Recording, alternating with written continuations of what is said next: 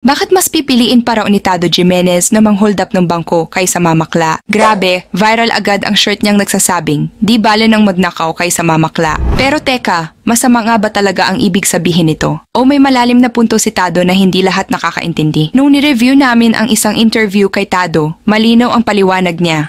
Di bale na magnakaw kaysa mamakla kasi ang talagang hangarin ko tunay na pag-ibig sa mga bakla. Masama naman talaga yung term na pamamakla, ibig sabihin nun pineperahan mo yung mga bakla.